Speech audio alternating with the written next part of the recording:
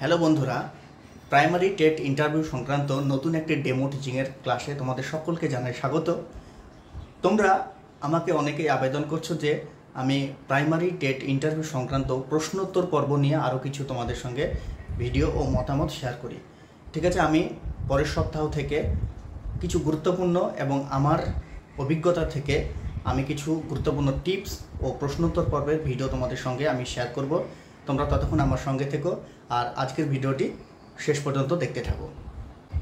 Good morning class, কেমন আছো তোমরা? সকলেই ভালো আছো? হ্যাঁ, আমিও ভালো আছি।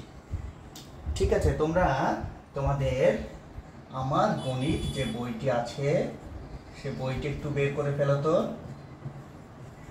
বের করেছো? হ্যাঁ, বাহ।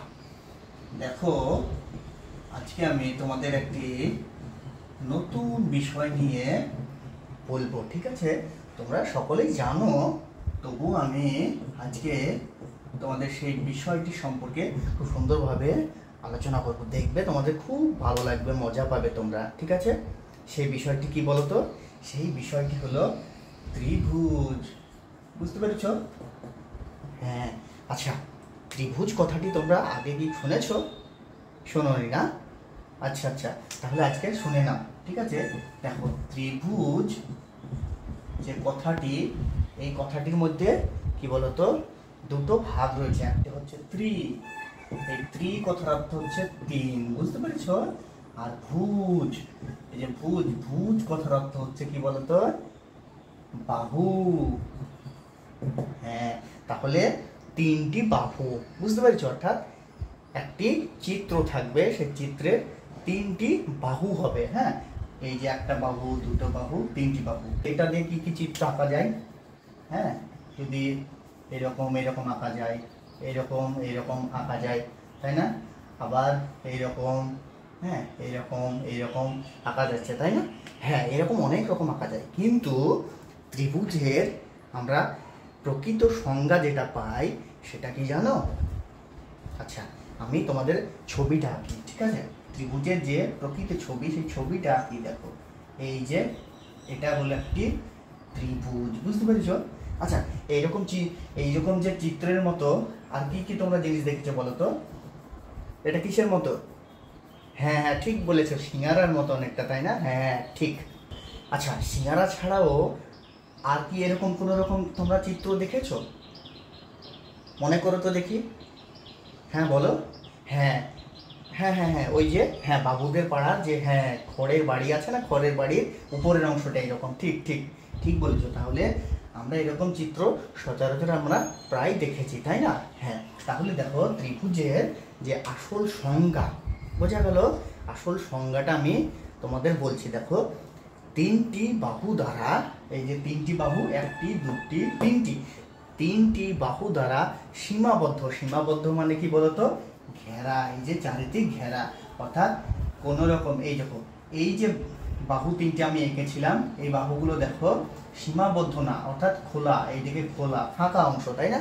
আর এটা হচ্ছে সীমাবদ্ধ। হ্যাঁ, এখানে যদি একটা কিছু আমি নিয়ে নিই, এই বিন্দুটা বেরোনোর জায়গা নাই। বুঝতে পেরেছো?